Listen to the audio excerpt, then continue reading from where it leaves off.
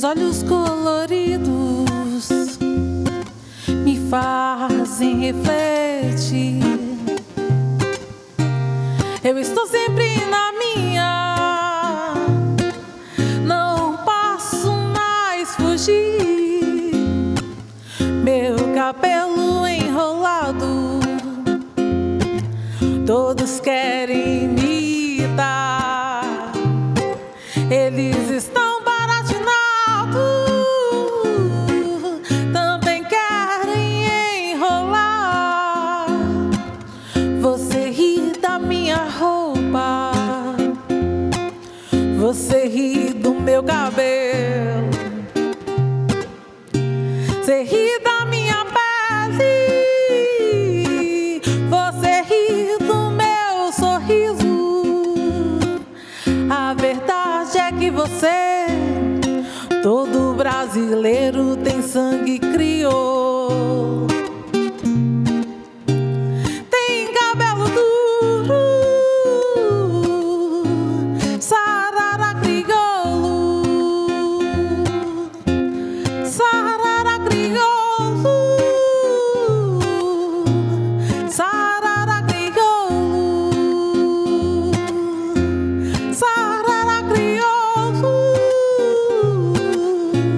sarara crioulo, sarara crioulo, sarara, sarara. Olá, sejam todos bem-vindos e bem-vindas ao Virtudes da Mulher. Eu sou a Maria Tereza e hoje o nosso programa está mais do que especial. A gente traz uma homenagem pelo Dia da Consciência Negra, celebrado no dia 20 de novembro. E olha, esta data, ela marca, a memória de Zumbi dos Palmares, que foi um líder do maior quilombo do Brasil, um líder que ajudou aí toda a nossa história vinda da escravidão pela liberdade. E não tem como, a gente falar de consciência negra sem lembrar de toda essa história, mas hoje a gente quer trazer também uma reflexão para os dias de hoje e para o futuro. Então não vamos ficar só no passado e no presente, mas sim em toda uma contribuição para o futuro das pessoas negras no Brasil, principalmente pelas mulheres. E também é impossível falar de consciência negra sem recordar a força espiritual desse povo, que é tão marcado pela fé. E eu lembro agora algumas santas que fizeram, história. Santa Efigênia, que foi símbolo de coragem e missão. Santa Josefina Baquita, exemplo de perdão e liberdade interior. E Santa Laura de Córdoba e Santa Justina de Pádua, que testemunharam com fé o amor de Deus em meio às adversidades. E são essas mulheres, santas, que nos lembram que o amor de Deus, ele não separa cor, não separa raça, nem fronteiras. E claro, floresce em todos os corações que vivem com fé e entrega. E não dá pra gente deixar de lembrar também do Papa Leão XIV, que vem reafirmando em seus discursos, a importância dessa convivência fraternal entre os povos e também da promoção da igualdade racial como uma expressão concreta do Evangelho, porque não pode ficar só na prática, a gente tem que levar isso para o dia a dia, E hoje, para incrementar ainda e deixar esse programa mais especial, eu não estou sozinha, tenho algumas convidadas muito especiais e eu começo aqui pela Neuza Maria, que ela é cofundadora do Coletivo de Mulheres Negras e coordenadora dos Agentes de Pastoral Negros de Goiás. Eu estou aqui para falar um pouco da minha caminhada, enquanto mulher negra, vinda do interior de Goiás, lá da cidade de Anhanguera. Cheguei em Goiânia na década de 70, com muitos desafios, estudando e buscando a melhoria de qualidade de vida para mim e para minha família. E para compor também aqui a nossa conversa, esse bate-papo, Maura Campos, advogada da União e referência na atuação jurídica voltada para os direitos da população negra. Seja bem-vinda, Maura. Eu sou Maura Campos Domiciana, nascida em Santa Helena de Goiás, uma mulher preta, pobre, periférica, filha de Antônia Campos e Oscar Campos Domiciano. As peripécias da família preta nesse país é um desafio cotidiano. e indignada com a situação que eu passava e minha família, resolvi procurar um meio para melhorar a vida. E assim vim para Goiânia, um ano antes da Neuza, que eu vim em 69, né? E aqui plantei a minha vida e aqui estou para usar a minha voz para ajudar as mulheres pretas que necessitarem. Sua presença é muito importante aqui hoje. Obrigada, Maura. E aqui ao lado, a irmã Neuza. Vocês já devem conhecer a irmã Neuza da nossa programação. Irmã Neuza, seja muito bem-vinda. Muito obrigada, Maria Tereza. Eu acho que sou a única que não sou goiana, né? Sou paranaense. A cidadezinha lá no interior, lá do Paraná, Mandaguari. E estou há 8 anos em Goiás. Gosto muito aqui dessa terra e trazer um pouco que eu sei da vida religiosa para essas terras de cá. E a senhora faz parte da congregação da Copiosa Redenção, é isso? Isso. E ao seu lado, Luciene Calunga. Luciene, bem-vinda. Me conte um pouquinho sobre você. Eu nasci no Nordeste goiano, né, em Cavalcante. Venho de um quilombo, o maior quilombo em extensão territorial do Brasil, que é o Quilombo Calunga. E estou feliz em poder compartilhar um pouco dessas caminhadas até esse momento. E você é quilombola ativista na defesa dos direitos dos povos tradicionais e do fortalecimento da cultura afro-brasileira. Seja muito bem-vinda. E para abrilhantar ainda mais o nosso encontro, o nosso programa, aqui Tainá Janaína, que vai trazer muita música boa, não é isso, Tainá? Com certeza, música e cultura. E você não está sozinha? Apresenta pra gente seu... Quero apresentar o Vitor Arthur, educador musical da UFG. Muito obrigada por estar aqui hoje com a gente, nos acompanhando, e obrigada a todas essas mulheres maravilosas. E Maria Tereza, eu amo esse nome, eu sou apaixonada das pessoas que se chamam Tereza. Obrigada. E é com esse time potente aqui que hoje a gente tem muita conversa pela frente, e eu vou começar por uma principal que eu quero que todas vocês me respondam sobre a vivência de vocês, mas o que significa para você ser uma mulher negra na sociedade atual? E eu queria que a Neuza começasse a contar para a gente um pouco dessa vivência dela. Como eu disse, né? Vinda de uma cidadezinha pequena para essa Goiânia que estava crescendo, né? Há um tempo atrás, desde 1970. Então, chegando aqui, logo fui buscar um meio de me qualificar, estudar, né? Depois, posteriormente, eu me casei, tive 3 filhos, né? 2 meninas e um menino. E comecei a trabalhar em órgão do comércio e depois, posteriormente, eu fui trabalhar na Prefeitura de Goiânia. Nesse espaço de tempo também, eu conheci a militância através da Pastoral do Negro, né? A Pastoral do Negro era uma dos braços das pastorais sociais na Arquidiocese de Goiânia. E lá nós começamos um trabalho de desenvolver a autoestima através da educação, para trabalhar a conscientização, como você bem disse, e também o combate ao racismo. E desenvolver a autoestima nas pessoas que não compreendiam que ser negro é de vital importância, devido à nossa herança genética, devido à nossa ancestralidade.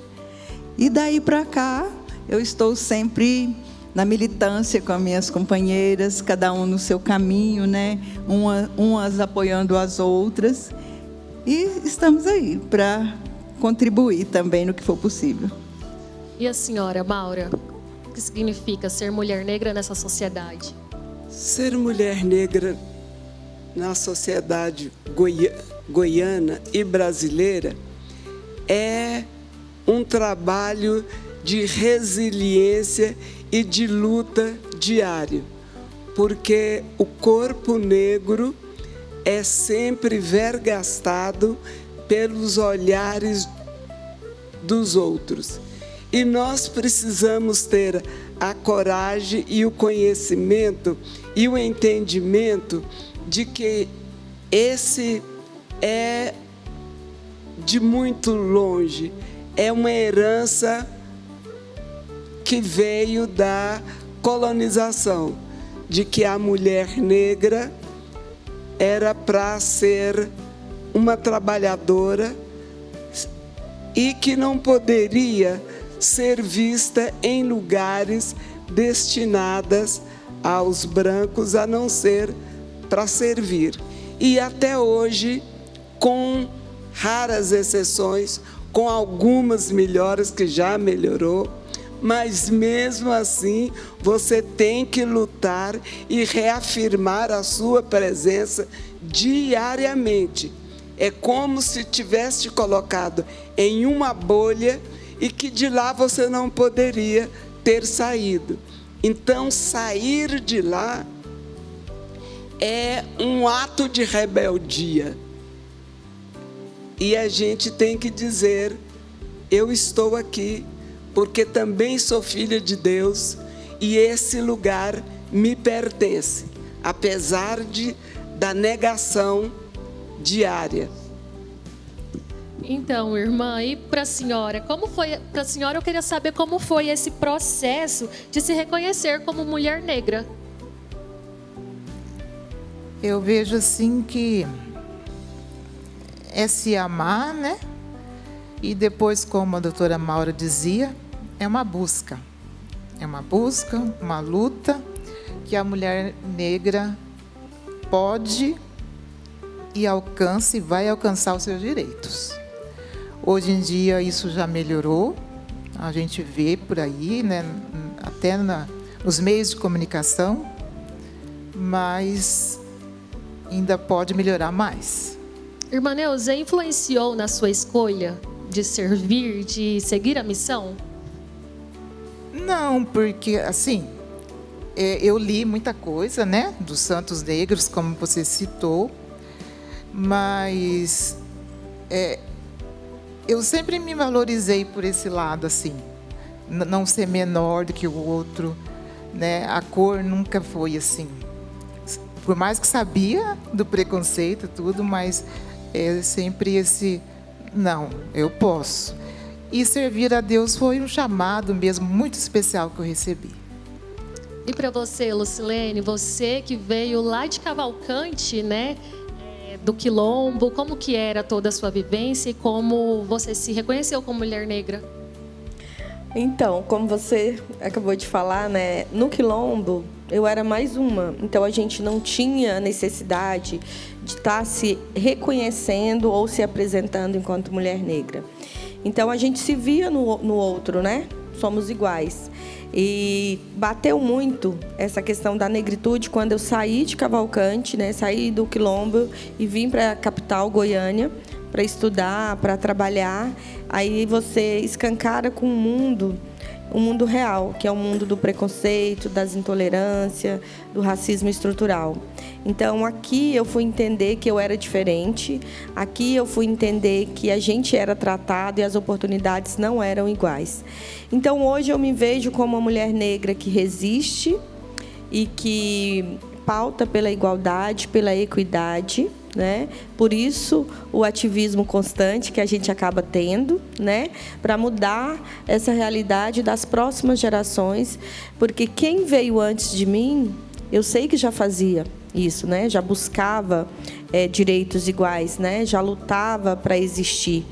E, na verdade, a gente continua. Só que a gente vê que quando a gente pegar dados demográficos, né, a gente vê onde estão a maioria das mulheres negras, né, as famílias negras e as condições em que elas se encontram, né, na negação de direitos básicos. Então, a gente precisa avançar e, por essa necessidade de avançar, a gente envolve em várias frentes por direitos. Para a gente dar uma clareada para o pessoal de casa, eu queria que você explicasse um pouquinho sobre o Quilombo Calunga.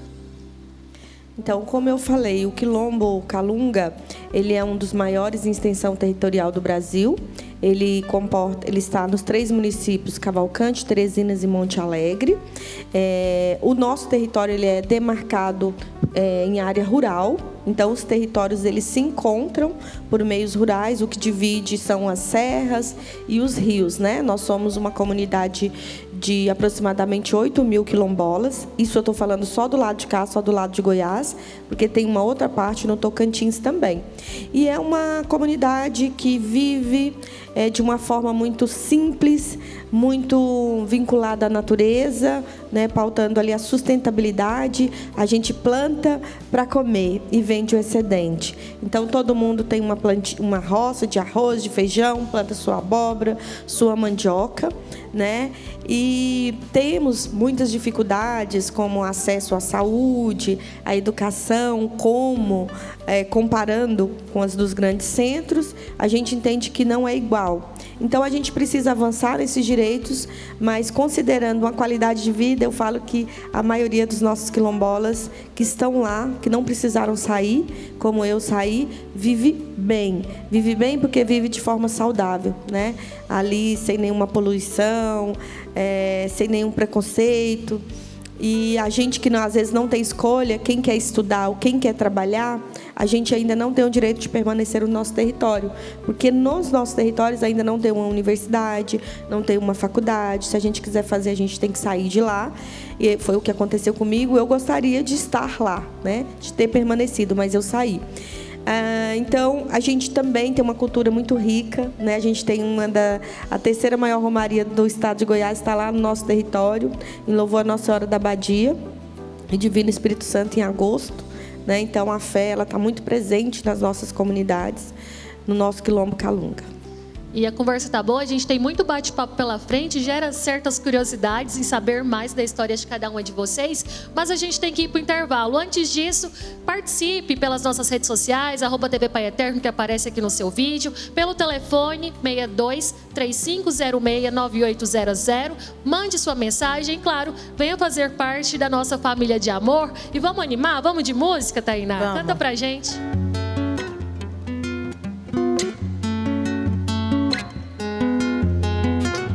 Meu choro não é nada além de carnaval, é lágrima de samba na ponta dos pés. A multidão avança como um vendaval, me joga na avenida que não sei qual é. Pirata super-homem canta o calor, um peixe amarelo beija minha mão. As asas de um anjo soltas pelo chão, na chuva de confete deixo a minha dor.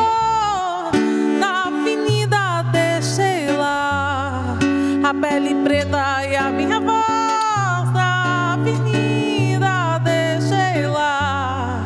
A minha fala, minha opinião, a minha casa, minha solidão.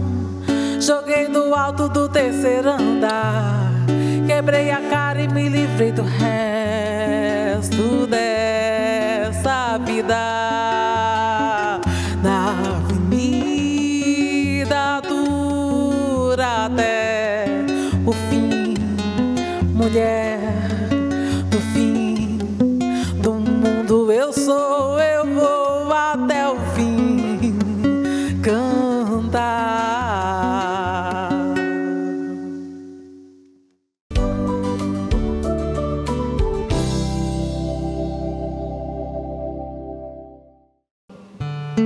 Bate outra vez com as esperanças do meu coração,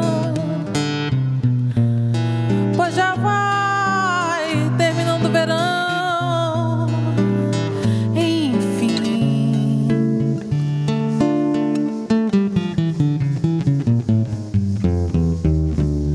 Volto ao jardim com a certeza que devo chorar, pois bem sei que não queres voltar para mim.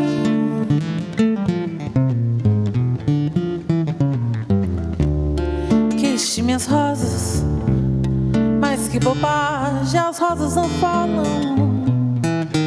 Simplesmente as rosas exalam o perfume que roubam de ti.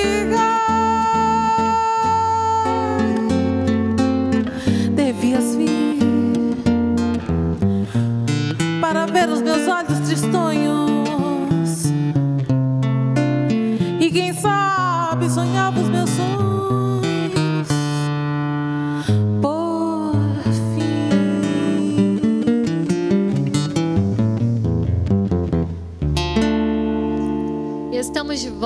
para você que ligou a televisão agora. Nós estamos aqui no Virtudes da Mulher especial pelo mês da consciência negra, né, celebrado no dia 20 de novembro. Estou acompanhada de muitas mulheres cheias de histórias, vivências e, claro, nós falamos da importância agora há pouco dessa identidade e representatividade. E a gente sabe que mesmo com tanta evolução e avanços, nem tudo são flores ainda, né?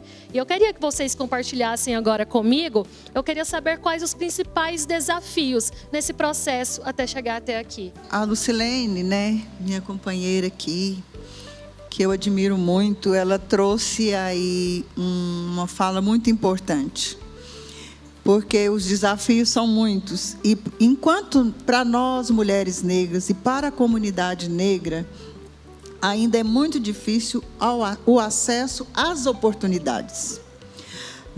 A gente fala pela nossa família, pela nossa vivência, para cursar uma universidade, uma pessoa da periferia, é um desafio muito grande. Ela mesmo estando aqui em Goiânia, porque a Universidade Federal, ela tem o sistema de cotas, mas você precisa de ter um recurso para você se manter dentro da universidade, né? As particulares, às vezes, os nossos filhos vão para as escolas particulares depois de um dia intenso de trabalho. Então, as oportunidades são diferenciadas, né? Para quem teve acesso à riqueza e para quem nunca teve, para quem sempre foi muito negado, né? Mas nós já temos algumas conquistas, né? Alguns desafios vencidos, algumas leis, que tem muitas leis aí no governo federal, mas ainda para chegar até onde precisa que essa lei seja executada, assim como a Lei 10.639 de 2003, que fala do ensino, da obrigatoriedade do ensino da cultura afro-brasileira e africana nas escolas. A gente sabe que é um desafio muito grande chegar até as pessoas que mais precisam desses conhecimentos, de ter essa valorização, porque o racismo ele começa em casa às vezes e depois o primeiro espaço é na educação infantil. E isso adoece, né? Adoece muito as pessoas, as crianças. Crianças abandonam escolas, crianças deixam de ir para a escola. Então, por isso que a gente insiste muito em dizer que é muito importante que a educação seja mudada. E combater o racismo não é só para nós da comunidade negra, nós dos movimentos, mas é um dever da sociedade brasileira reconhecer, né? Reconhecer e fazer com que as estruturas mudem com nossos políticos, com as nossas políticas públicas e com as ações afirmativas. E dentro da sua realidade, no contexto da pastoral? Dentro da pastoral, que é um trabalho já desde 93, que eu estou nesse grupo, né? Nós começamos o nosso trabalho com a educação, né? O nosso trabalho foi voltado para a educação e também na questão da religiosidade, porque começamos bem após a campanha da fraternidade, dos ditos 100 anos da abolição, né, em 1988. Então, a igreja de todo o Brasil começou a estudar a Bíblia com um novo olhar, né? Com um olhar voltado para os excluídos, para os mais pobres, os que precisavam de oportunidades. E muitos desafios, mesmo dentro da Igreja Católica, né, com a pastoral do negro, foram muitos desafios. Maura, você que é advogada, o racismo, ele ainda aparece de forma sutil, apareceu durante toda essa sua vida profissional? Olha, a minha vida profissional, ele apareceu e aparece de forma sutil, como forma, não é uma brincadeira, não, uma brincadeira com quem eu nem nunca vi, não conheço, não tem motivo nenhum para brincar comigo, mas eles é uma forma de escamotear o preconceito deles, de achar que porque você está numa posição como advogada, União, acha, mas que chique. Chique por quê? Os seus é chique ser médico, ser advogado, ser engenheiro. Ninguém fala que é chique para eles. Porque eu, negra, é chique ser advogado. É como se dissesse, você conseguiu um lugar indevidamente. Esse lugar não era para você. Você teimou em escalar esta montanha e chegar no topo. Então, a gente vê e a gente tem que, nos primeiros tempos, eu me calava. Hoje eu já não me calo mais, eu já dou a resposta ali na hora. E para o racista, a gente tem que constrangê-lo, para ele largar de ser racista, para ele achar que o mundo não é só dos brancos, o mundo é de todos os filhos de Deus que está nessa terra. E não achar que os negros são menos competentes por causa da sua cor de pele. Porque eu descobri que, muito tarde, que havia escritores, cantores eu já vi, porque a gente via na televisão, negro, mas escritores, eu nunca fui me apresentado um livro de escritores negros.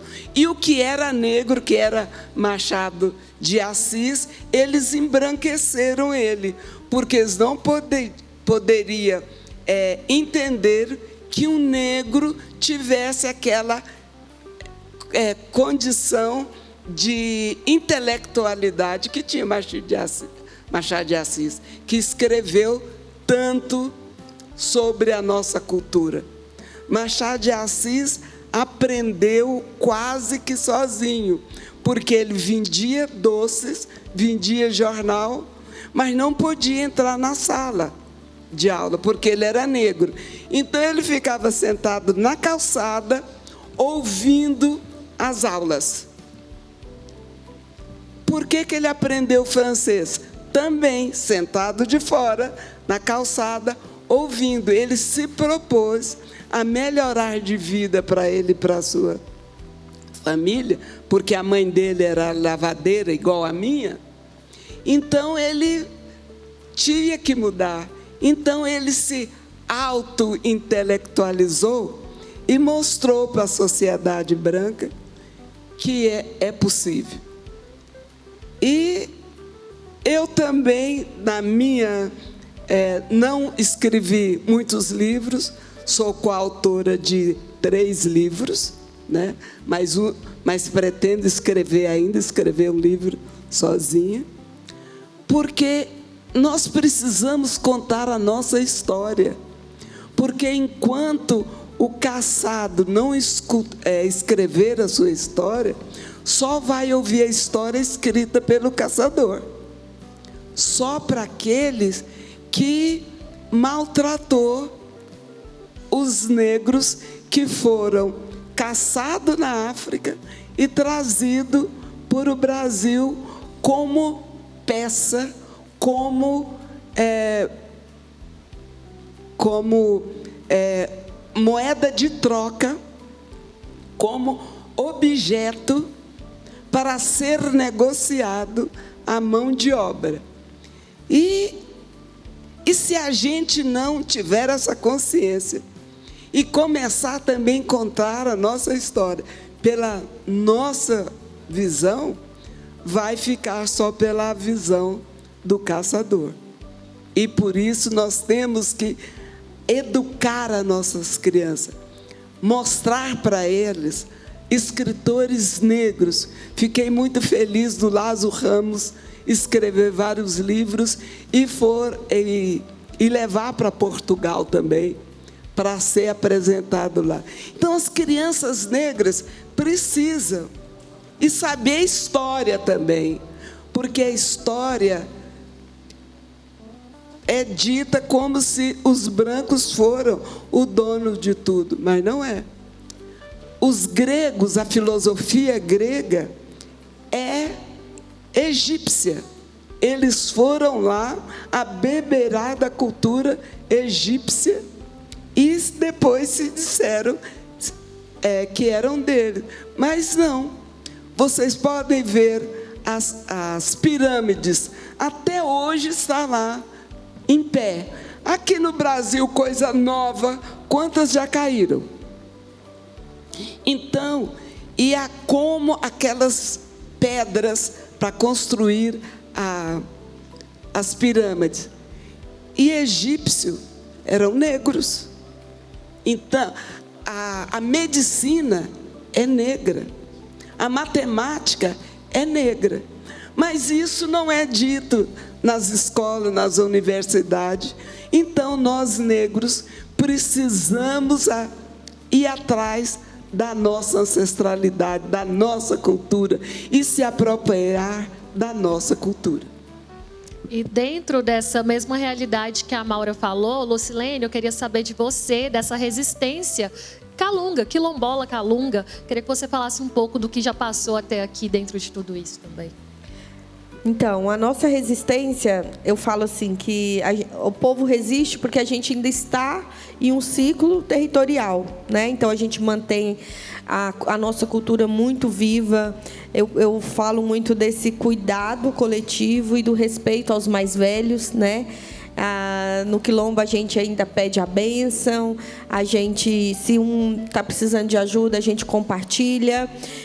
Eu vejo que nos quilombos, o povo preto ainda mantém forte, entende e reconhece os saberes dos mais velhos e de quem veio antes, como a doutora Maura trouxe, né?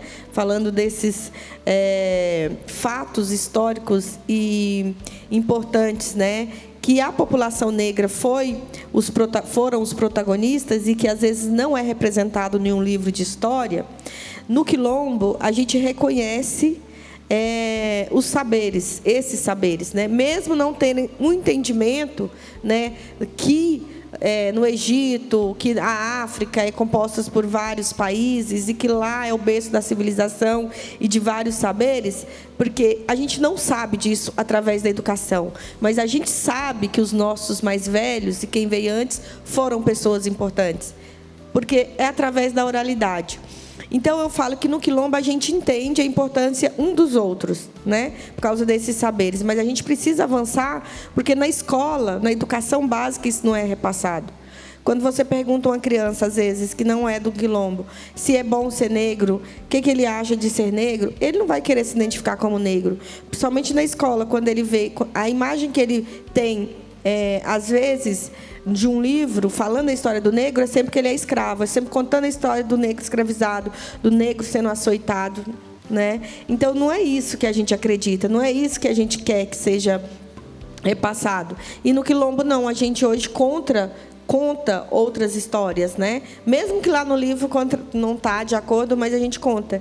E aí eu vejo que quando a gente sai do quilombo e vem para a cidade, como eu vim, eu falo que aqui, quando eu cheguei em Goiânia, mais forte bateu a necessidade de entender de onde eu vinha.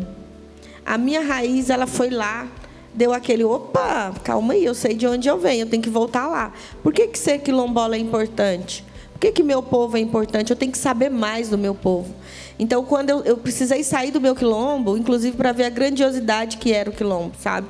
Aqui em Trindade tem um quilombo, né? O quilombo Vó Rita. A gente sabe que é um núcleo menor, é um núcleo pequeno, e às vezes ele é quase invisibilizado, estando mesmo dentro de uma cidade. Mas eu tenho certeza, se conversar com a Neide, né, que é a neta da Vó Rita, ela sabe contar histórias das vivências, das tradições das famílias, da resistência dessa família dela.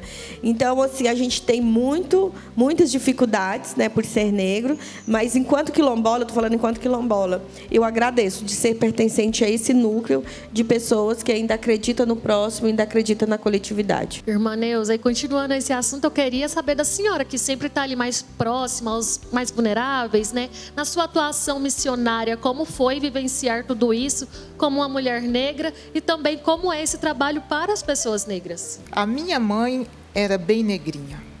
Era não, ela é, graças a Deus, né? E ela passou aquela fase mais antiga do sofrimento mesmo ali, da pobreza bem grande.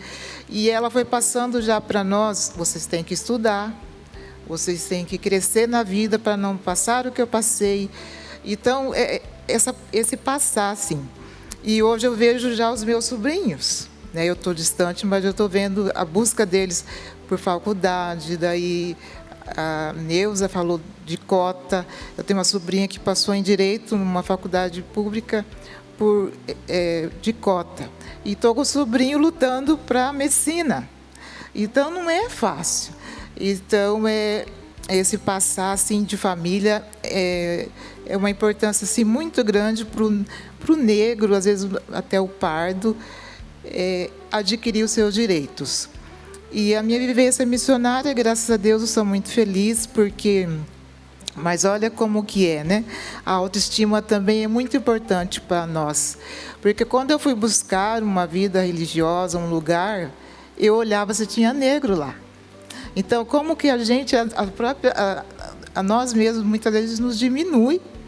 Aí eu dizia, mas opa, por que eu estou olhando isso, né? Aí, quando eu via que tinha, eu ficava bem feliz. Quando não tinha, eu ficava, nossa, lá acho que não tem. E a nossa congregação, graças a Deus, o nosso fundador é uma congregação nova, só 36 anos. E o nosso fundador sempre gostou das irmãs assim, né? Bem moreninhas, negrinhas mesmo. Ele tinha um afeto, hoje ele já é falecido há mais de um ano. Então, muitas vezes também a gente tem que valorizar, né? Essa autoestima tem que fazer parte, assim, caminhar mesmo conosco, igual ela disse aqui, para a gente alcançar cada vez mais esses direitos, porque são muito poucos mesmo os cargos, principalmente de mulheres negras no Brasil. Eu fico muito feliz quando eu vejo uma Maju, né, lá no Fantástico.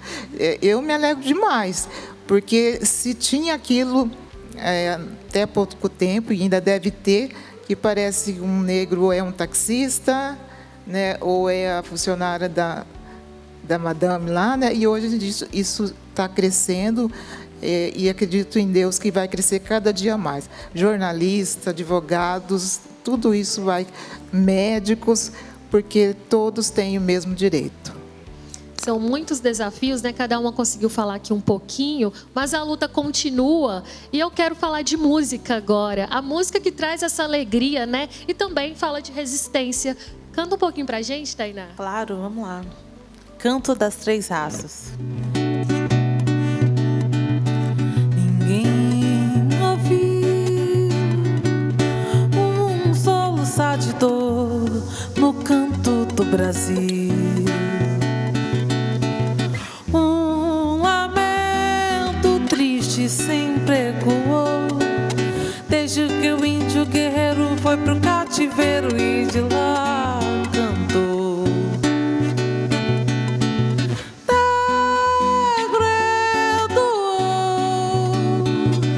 Um canto de revolta pelos ares, no quilombo dos Palmares, onde se refugiou. Fora ludados e confidentes, pela quebra das correntes, nada adiantou. E de guerra em paz em guerra, todo o povo dessa terra, quando pôde cantar, canta comigo, mulheres, canta de dor. Quem sabe canta comigo.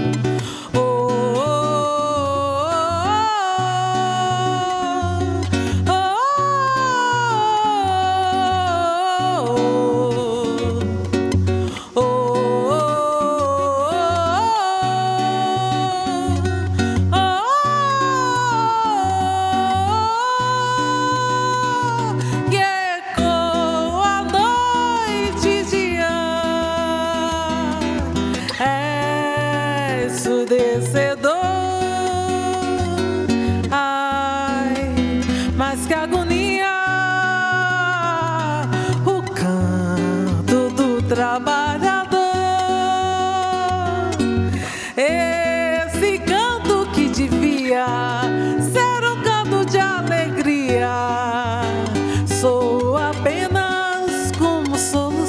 de dor. Aí de casa canta também. Oh, oh,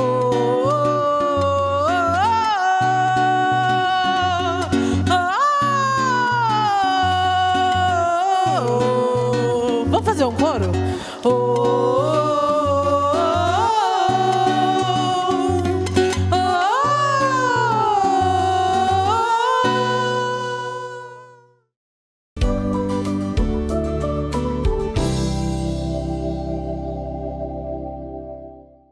Estamos de volta e para você que nos acompanha de casa, venha fazer parte da nossa família de amor. Além disso, mande sua mensagem para participar desse encontro sobre consciência negra. Eu queria começar pela Lucilene. Lucilene, a sociedade ela molda muito, né, a autoestima da mulher. Eu queria saber de você, como foi para você se aceitar mulher negra e também os desafios nessa questão de beleza, de autoestima, como funciona para Lucilene? Então, como a gente já falou, né, o racismo estrutural ele é tão perverso, né, que a sociedade tem um padrão A, o padrão B, o padrão C e por aí vai, de beleza, né, tipo A. E aí eu gosto muito de compartilhar isso, né, quando eu vim morar em Goiânia, e no meados dos anos 2000. Então, era uma fase que eu estava também passando por várias mudanças, né. Então, eu cheguei aqui e tentava ocupar alguns espaços, e até espaços mesmo, eu falo profissional. E as portas acabavam fechando, porque eu não tinha o perfil A ou o perfil B para estar naquele tal cargo, né? E isso me incomodava muito. Então, foi uma fase que eu não me aceitava. Eu me olhava no espelho também e falava, nossa, eu tenho que ganhar muito dinheiro porque eu vou fazer uma plástica no nariz. Eu tenho que ganhar muito dinheiro porque eu quero o meu cabelo liso. E já alisava muito meu cabelo, só que meu cabelo não aguentava. Ele quebrava muito. Ele era fraco, né? Por causa os produtos que às vezes é utilizado no cabelo crespo, a química, ela acaba com o nosso cabelo, né? Se você não tiver condição de tratar, hidratar. E mal tinha condição, eu tinha condição de morar e pagar um aluguel, porque é o que a Neuza falou, eu trabalhava o dia todo para estudar à noite. E aí, essa questão da autoestima e se conhecer e se entender mulher negra, eu falo que é um processo. Que realmente a gente não nasce, a gente torna, né, negra. E aí eu fui entendendo que eu era bonita também, da forma que eu era, que eu não precisava fazer nenhuma cirurgia, que eu não precisava mudar, né, esteticamente para ser aceita. As pessoas que tinham de deixar de ser preconceituosas, né? Então eu passo por um processo de adolescência para a vida adulta, me entendendo enquanto mulher, me aceitando enquanto mulher negra. E foi muito através da leitura. De leitura que não era a leitura apresentada, volto, na sala de aula, mas por pessoas que eram de vários movimentos de mulheres negras, que me direcionam, olha, você tem que ler tal livro. E aí eu começo a entender que também eu era uma beleza diferente. Começo a colocar tranças, sempre gostei de trança, lá no Quilombo a gente usava trança, mas parece que naquela época não era tão legal usar trança, né? Hoje, né, é super massa usar trança, mas 2000 até 2005 foi assim, era muito raro você ver outras pessoas. Era um processo de escova, de alisamento. Então, naquela época, eu já fiz o BC, cortei meu cabelo curtinho e vi o cabelo crespo nascer, os cachinhos se desenvolver. Eu não usava batom com cores, depois eu passei a usar batom. E quando eu ia a cada férias, que eu ia para a minha comunidade, eu não sabia o impacto que eu estava causando. Cada menina que via, né, as minhas primas, até a minha irmã, que via eu de cabelo natural, que me via de trança e que me via usar maquiagem, muitos não, mas um batom vermelho, porque eu tenho os lábios grossos, eu ficava com vergonha, eu não queria. Depois eu ouvi recente que elas falavam que eu era a inspiração para elas. Então, de alguma forma, eu acho que uma vai puxando a outra. Hoje eu sou bem resolvida com isso. A gente faz atividade falando de autoestima e estética negra para vários grupos de mulheres. Dentro da sua realidade, você se tornou uma inspiração para essas mulheres. Maura, e você? Me conta um pouco sobre a sua vida profissional. Como que foi isso também de você se aceitar mulher negra? Sobre a questão estética, sobre aceitação, até mesmo falando de cabelo mesmo. Você também, Neuza e irmã Neuza. Vamos todas compartilhar um pouquinho dessa vivência.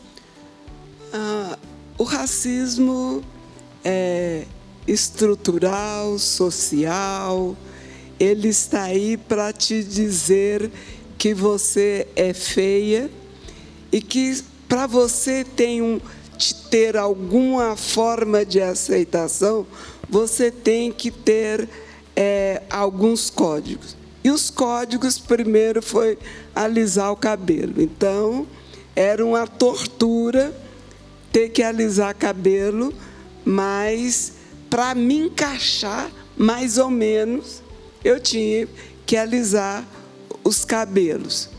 E chegou uma pessoa dizer para mim que eu deveria juntar dinheiro para fazer uma plástica no nariz, porque meu nariz era largo e os lábios também, que eu poderia fazer. Afinal, e agora está todo mundo querendo botar botox nos lábios, tem uns que está ficando uma beleza. Mas, e aí, eu me assustava. Na primeira oportunidade que eu tive de entender que eu era uma beleza diferente, que o fato de eu ser negra, eu não era pior nem melhor do que os brancos. E outra, não era qualquer lugar que você podia fazer o alisamento, porque não é todo salão que fazia um alisamento, que sabia, porque eles não tinham o hábito de cuidar de cabelos de negros, né? Era só cabelo loiro, né? Loiro, todo salão sabe como cuidar. Mas de um cabelo negro igual nosso, era difícil. Então, aí, às vezes, você ia fazer um lugar, queimava sua cabeça, quebrava seu cabelo, aí até esse cabelo voltar à normalidade. Mas você tinha que voltar lá para fazer de novo, né? E aí, quando me disseram que eu tinha que fazer uma plástica no nariz, no primeiro momento eu falei, tá certo, vou. Mas aí depois eu pensei, por que eu tenho que fazer isso? Para me encaixar mais ainda na beleza branca, que não vai ser nunca. A minha beleza é negra. E eu tenho que me aceitar como negra. Demorou, não vou dizer que foi de primeira. Demorou, sofri muito, porque eu era rejeitada. E aí, até que quando eu descobri que eu não precisava de nenhum encaixe, eu cortei meu cabelo e pintei ele dessa cor. E aí, agora, postei dessa cor dourada. O próximo, não sei que cor vai ser. Mas a gente precisa de ter a liberdade de ser o que a gente quiser ser, de estar aonde. Quando diz, você não tem o perfil, mas qual é o perfil? Não lhe diz qual é o perfil, mas você, como já tem alguns quilômetros andados, já percebe o que é o perfil. Uma história rapidinho, que eu sempre gosto de contar essa história. Quando eu já era advogada da União, em Brasília, e aí, quando eu voltei para Goiânia, eu quis comprar um carro. Entrei numa revendedora com uma amiga, que é branquinha, nós éramos amigas de criança, lá de Jataí, que nós viemos para cá. E aí eu cheguei e ela estava com 2 meninos, um de 5 e um de 9. Então eu cheguei lá, ela branca, com 2 meninos, e eu negro, o que eles pensaram? Eu era babá daquelas crianças, e eu não tinha dinheiro para comprar. Então, o vendedor quase que vira as costas para mim e foi conversar com a minha amiga, né? E eu já olhei para ela, e nós já tínhamos nosso código, né? E ele conversou, falou de todos os carros, tal. Porque quando a gente está 2 pessoas ou mais, você tem que atender igualmente quem está na mesa, né? Não, mas ele virou para minha amiga e falou dos carros, aquele carro tem isso. Aí eu olhei para ela e falei, eu vou sair. Eu falei, vou esperar lá fora, e levei os meninos, né, comigo. Eles pensaram, é a babá mesmo. Aí quando ele falou, e aí, qual é o carro que a senhora vai comprar? Aí ela virou para ele e disse, se o senhor virar minha bolsa aqui, não caiu uma moeda. Quem ia comprar o carro é a doutora Maura, que é advogada da União, que ia comprar à vista. Mas o senhor não deu nenhuma atenção para ela. Aí ele se assustou e desceu. E ela saiu e ele chegou, só olhou para mim, coçou a cabeça. E o carro que eu estava era meu, já estava no volante. Ele entrou e nós fomos embora. Fui para outro concessionário. Então, eles não veem o negro como um potencial para gastar. Você entrar numa loja de o segurança te acompanhar, que eu já virei para a vendedora e falei, você tem algum lugar que eu possa guardar minha bolsa para não ter nenhuma desculpa depois de você querer olhar minha bolsa para ver se eu peguei alguma coisa dessa loja. Então, é um desafio diário você viver e mostrar que você é capaz, que você não está querendo lugar de ninguém, que você quer o seu lugar. E as normas vêm, mas não são aplicadas conforme elas têm. Por que elas não são aplicadas? Porque os seus aplicadores é filhos, netos, sobrinhos dos colonizadores. Então, eles vêm com aquela mentalidade de que aquele lugar não é para negro. Então, a lei de cotas, a briga que foi para a lei de cotas, e ainda brigam, que acha que os negros estão tomando a vaga deles. Não, está só nos dando um direito que nos foi roubado lá atrás, que a gente não podia estudar. Então, quando ver um negro em alguma posição que sabe valorizar a sua beleza e que sabe usar das técnicas e para estar naquele lugar, eles acham como você conseguiu estar aqui. Então, e aí a gente tem que dizer, eu falo muito dos meus sobrinhos netos, para os meus amigos, tenha autoestima, olha para o espelho e diz, você é lindo, você merece estar aqui no lugar.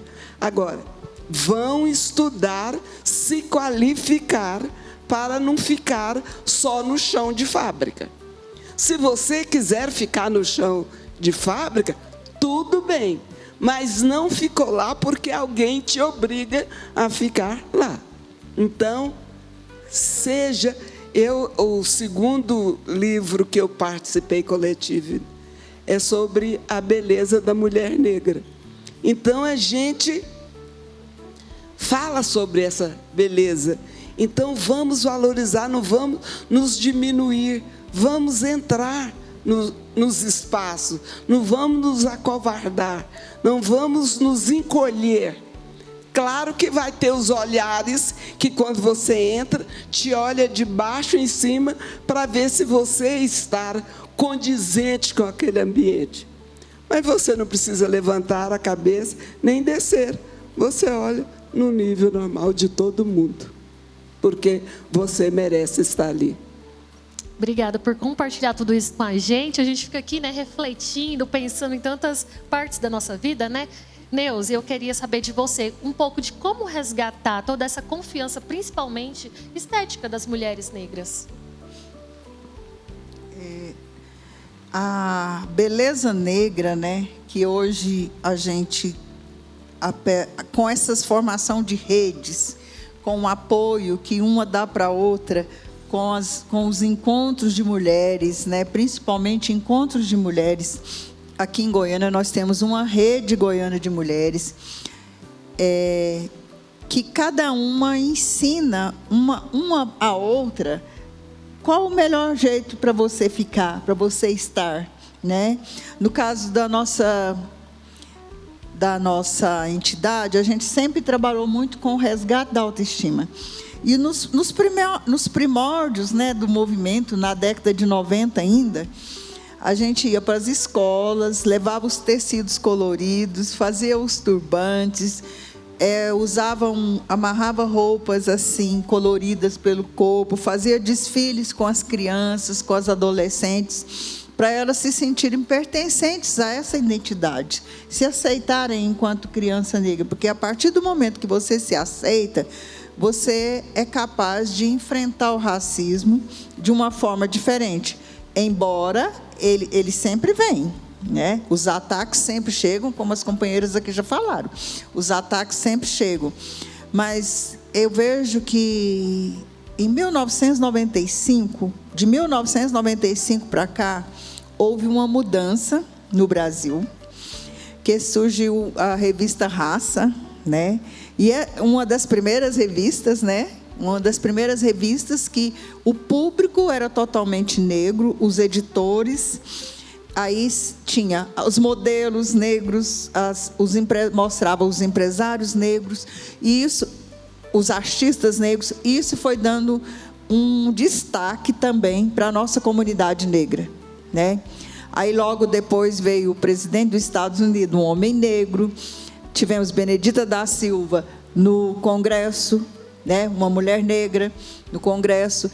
E a maneira de vocês se vestir com a sua roupa colorida, como a Tainara está, né? Com esse cabelo lindo que ela sempre ela se dispõe a estar cada dia mais linda, e um artista, então, ela tem mais liberdade do que nós do dia a dia, né? Você, enquanto jornalista, você não tem a mesma liberdade, né, de usar todos os acessórios que te façam ainda mais bela, muito colorida. Então, existe um padrão. E para nós da comunidade negra e nós dos APNs, né, que a gente sempre nós trouxemos para dentro da Igreja Católica esse colorido, essa roupa colorida, trouxemos os tambores com as músicas enculturadas, né, para dentro do espaço da Igreja Católica, com os cânticos, né, em ritmo afro, ritmo de samba. Então, tem aí uma longa história que nos faz se sentir pertencente, né? Eu sou, eu posso, né? E eu estou bem, né? E desse jeito eu posso chegar em qualquer lugar. Tem uma pessoa, eu com esse cabelo, né? Também com a questão das tranças, eu sempre gostei também, usei muito trança. E esse cabelo que a gente usa assim, ele incomoda, né? Ele incomoda. Eu tenho um garoto do nosso grupo que usa cabelo black. Então, para ele é um desafio ocupar os espaços. Ele trabalhava na Assembleia Legislativa, ele chega lá com o blecão dele, né? É um desafio. E também uma maneira de você dizer, eu sou, eu estou, e exijo respeito, né? Tem uma pessoa da minha família, bem próxima, que quando a gente gosta de armar o cabelo para ficar bem assim, né? Bem cacheadinho, mostrar seus cachinhos e tudo. Aí, quando eu chego na casa dela, que está... às vezes o cabelo está mais sujo, não faz os mesmos cachos. Aí eu pego a junta e amarro, seu cabelo está tão bonitinho hoje, porque não, o cabelo, a presença do seu cabelo, do jeito que agride o olhar da outra pessoa. É a falta do respeito. E é uma pessoa que eu gosto muito, mas até hoje ainda não consegui chegar nela para falar. É meu jeito, a senhora precisa me respeitar. E respeita ela, que é uma pessoa idosa, né? Então, assim, às vezes a gente tem que se calar, né, para aceitar. Mas esse fato de nós nos colocarmos na sociedade, eu sou, eu estou, eu vi, eu venci e quero que outros venham. Porque é muito difícil as pessoas que estão lá na periferia sentirem essa autoestima que nós conseguimos sentir. Porque ela ainda mora mal, ela ainda não tem um banheiro digno, ela não tem bem viver, ela ainda passa fome, ela não consegue um acesso à saúde. E isso nos deixa muito triste, por isso que a gente fica sempre na luta nos movimentos, né? Precisamos eleger mulheres, né, para os parlamentos, precisamos de ter representantes, prefeito em Goiânia, por que não? Goiânia tem um monte de gente negra, tem quase 50 e poucos % da população de Goiânia é negra, se declara negra. Mas tem umas pessoas que não conseguem perceber ainda o quanto é necessário a gente nos dar a mão e fazer a diferença, fazer uma nova virada, um novo jeito de ser. Tainá, a música ela te ajuda a trazer um pouco mais ainda da sua beleza e mostrar pra gente tudo isso por meio da sua forma de se vestir, né? Da forma como você está bela hoje, mas também como canta lindamente. Então eu tenho que agradecer primeiro muito a todas elas que estão aqui, porque se eu sou negra e me reconheço como mulher negra e cantora, né? E também não só como cantora, mas como arqueóloga também, né? Que passou por várias experiências, assim como todas vocês. Quero agradecer imensamente a minha figurinista, que é a Nina Costa, da Guiné-Bissau, né? Os tecidos são da Nigéria. Quero agradecer muito quem faz meu cabelo, a Maria Neves, né? De Deus, que ela faz o Descolonizar, né? Que cuida do meu cabelo afro. Quero agradecer também... todo esse estilo que me deu foi a Mari Lima também, essa questão do batom azul, do colorido, de como se portar. E aí eu trouxe um CD chamado Raízes de uma Negra, que foi meu primeiro CD que eu gravei em 2017. E depois eu trouxe um CD agora, recentemente, em 2023, Vozes Ancestrais de Seus Povos Étnicos, justamente para lidar, né, com a cultura negra e falar que nós somos maravilhosos e maravilhosas. E quem são suas influências? Não pode deixar, Elza Soares. Elza Soares, para mim, é um marco. Cartola é um marco. Então, assim, são muitas. Jovelina Pérola Negra, eu falo que ela é minha madrinha, né? E aí eu quero mandar um abraço especial para os meus padrinhos e madrinhas. Padrinho Marco Aurélio, do Quilombo Vó Rita, e minha madrinha Janira Sodré. Né? Então, muito obrigado mesmo por falar de mim, né, tão bem assim, que a gente pode realmente ser artista e usar as nossas cores. E foi lindo cantar na pastoral. E como é importante estar nesses espaços de representatividade.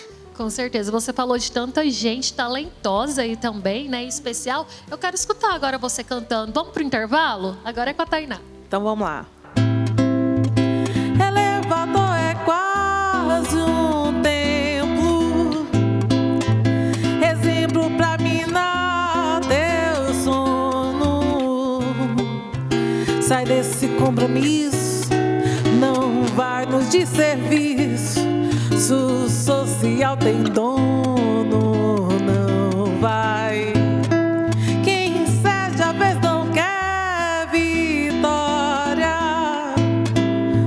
Somos herança da memória.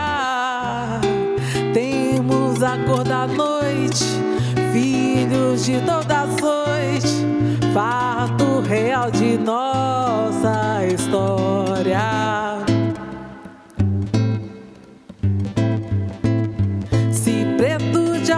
Branca pra você. Vamos lá, meninas.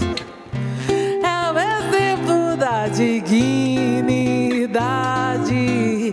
Não nos ajuda, só nos faz sofrer. Nem resgata nossa identidade. Se preto de alma branca pra você. É o exemplo da dignidade, não nos ajuda, só nos faz sofrer. Nem resgata nossa identidade.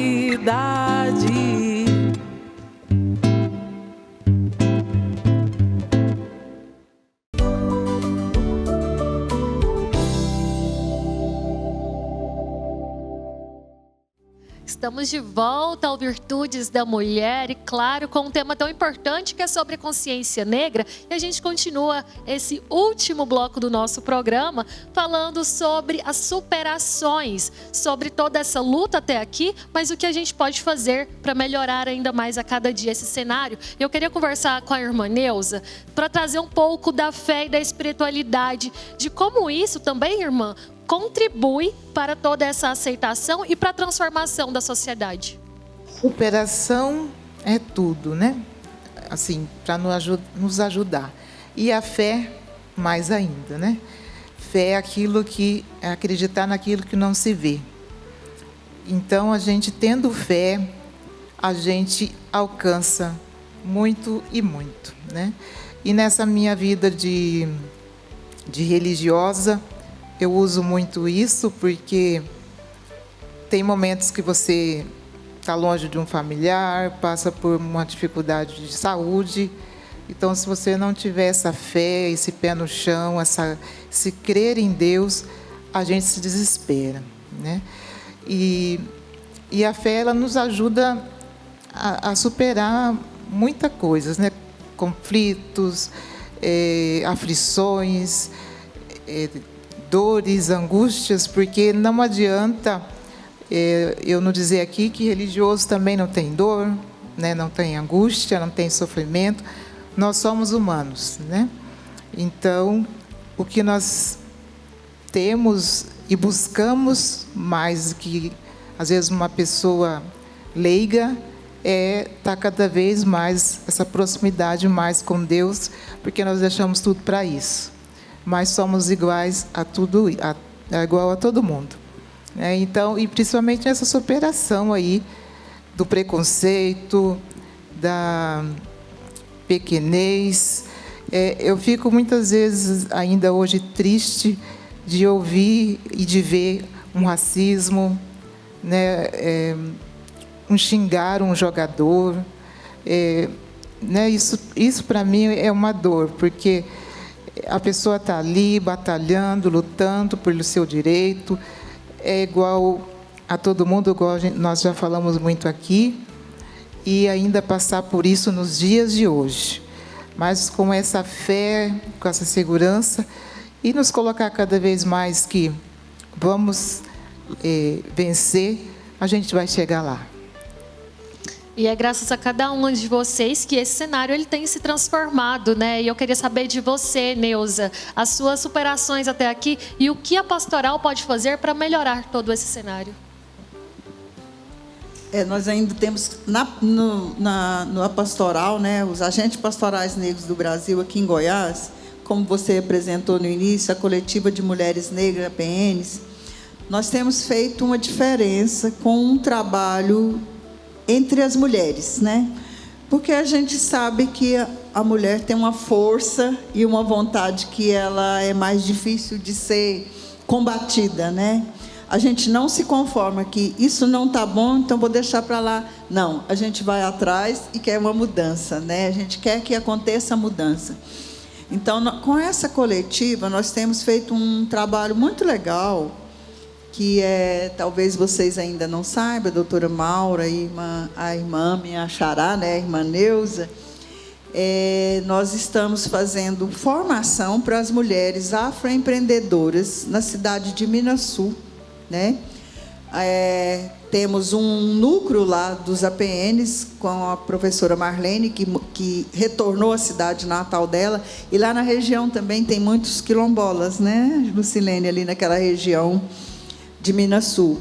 Aí a gente percebeu a necessidade dessas mulheres valorizar o saber delas, o saber ancestral, saber fazer um doce, uma paçoca de carne seca, fazer um bolo de arroz, um bolo, e agregar valor a isso, para que isso traga sustentabilidade para a família, porque é uma região muito carente, que não tem ainda trabalho para todo mundo. Então, é uma região muito carente. No ano passado, nesses 2 últimos anos, a gente sai daqui e faz uma força-tarefa de ajudar essas mulheres, pensando em como fazer do saber delas um meio, um ganho, né? Trazer um dinheiro para casa para que a vida mude, para que tenham mais alegria. Porque lá tem muita gente que sofre de depressão quando eles foram tirados da região rural e levados para a cidade. E hoje eles estão mais idosos e eles ficam muito tristes. E muita gente está adoecida, a questão do banzo, da saída né? Aquela coisa que pega muito na comunidade negra, saúde mental pega muito nisso. Então, é um cuidado. Porque se a família está bem, uma pode ajudar a outra, né? Então, eu vejo que isso é uma superação do nosso trabalho coletivo aqui da Pastoral, tá? E também nós devemos aqui falar, já que é o último bloco, que em 2015 teve uma marcha das mulheres negras da Brasília, onde levou 100 mil mulheres do Brasil e algumas até da América Latina. Maura, eu queria saber de você quais as iniciativas que a gente, acompanhando o pessoal de casa, pode começar a fazer aqueles básicos para mudar toda essa sociedade de uma forma melhor. Bom, os caminhos são vários, né? E cada uma de nós, dentro da sua comunidade, a gente faz alguns trabalhos, participa de algumas iniciativas. Por exemplo, eu, como advogada, participo da comissão negra comissão especial dos negros, dos advogados negros, dentro da OAB. Participo também da comissão de heteroidentificação da UFG. Então, a gente forma bancas, porque os alunos de cota têm que passar pelas bancas para saber se realmente merece aquela cota que ele está solicitando. Participo também de um coletivo Entre Raízes, que é de empreendedoras negras. E também da Ascenda, que participa de um coletivo que é mais aberto, porque a Entre Raízes é só para as mulheres. E o Ascenda não. Então, lá nós temos o coletivo de mulheres empreendedoras, fazemos a autoestima através de desfile das mulheres, meninas e meninos, né? Então, tem uma que olha as mulheres que fazem feiras, né? Homens e mulheres que fazem feiras, e nesses coletivos todos a gente fala da autoestima. Qualquer trabalho digno precisa ser valorizado. E as mulheres precisam, e os homens também, se focar nesse trabalho e procurar os lugares que emprestam o dinheiro, porque você sabe que as mulheres negras empreendedoras, para buscar recurso é muito difícil. E nós o SEBRAE está nos ajudando a ter esse caminhar, esses canais para angariar recurso para que essas empreendedoras tenham sucesso. E agora eu queria falar com você, Lucilene, queria saber, pensando na sua história até aqui, você que chegou em Goiânia em 2000, não foi isso? Então, desde lá de Cavalcante para cá, como você vê a sua história, como ela te inspira a continuar e o que você quer daqui para frente? Então, o que eu mais quero é um mundo mais igualitário, né? Um mundo mesmo, não só aqui para nós, Goiás. O que mais me inspira é que, quando eu olho para trás, eu não me arrependo de nada.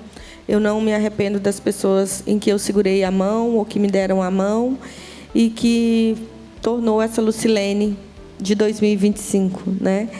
E eu sei que qualquer pessoa que teve nesse caminhar de 2000, de 2010, 2015, se eu voltar e pedir para pegar na mão, ela vai estar com a minha mão, segurando na minha mão novamente, principalmente nesse enfrentamento a qualquer tipo de discriminação, ao racismo. E aí eu convido, né, as pessoas que acompanham o programa, né, os telespectadores, a repensar e a pensar que lugar, o que eu estou fazendo na sociedade hoje? Qual que é o meu papel para tornar esse mundo melhor? Não adianta não ser racista. Vamos somar com a gente na frente, enfrentando esse racismo estrutural que existe. Porque a gente pensa que não pode fazer, mas pode. Porque não é nós, negros, a gente não quer ficar falando só para nós. A gente precisa falar para os não negros. E precisamos dos brancos com a gente, sabe? Andando e enfrentando esse tipo de discriminação. Só assim a gente vai ter uma sociedade mais igual, com mais oportunidade e com bem viver. E é dessa forma que eu quero agradecer a cada uma de vocês pela participação, por dividir um pouquinho da vida. Eu sei que tem muita coisa, muitas histórias, e é muito gostoso de ouvir, mas agora a gente vai encerrar o Virtudes da Mulher. E claro, né, que toda essa luta que nós conversamos aqui hoje, ela sirva para que as pessoas tenham também mais consciência, né? E claro, a gente vai seguir cada vez mais tentando combater esse racismo, esse preconceito e melhorando a nossa sociedade. E para a gente finalizar, não teria como ser de outra forma, a não ser com a voz da Tainá. Traz um pouquinho mais de alegria, como já fez durante todo esse programa, para a gente, Tainá. Com certeza. Eu posso falar só um pouquinho? Rapidinho, gente. Quero agradecer muito a minha ancestralidade, a minha avó, que se foi, que acredita muito no Divino Pai Eterno. Eu também tenho muita fé. E aí ela sempre me levou na igreja da Nossa Senhora Perpétuo Socorro. Então, obrigada, avó, por tudo. E é isso mesmo. E agradecer meu companheiro de vida, que é o Vitor Arthur, que está me acompanhando. E agradecer a minha mãe também por ter enfrentado, ter adotado uma criança negra. Obrigada, mãe, que está aí em casa. É isso. Minha jangada vai sair pro mar. Vou trabalhar, meu bem querer. Se Deus quiser, quando eu voltar, e Deus quer. Pro mar, um peixe bom eu vou trazer. Minhas companheiras também vão voltar. E a Deus do céu vamos agradecer. Obrigada, meu Deus.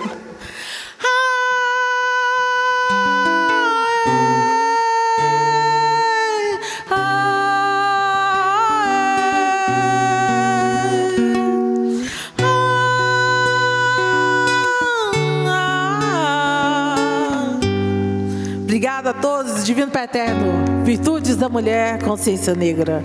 Maria Tereza.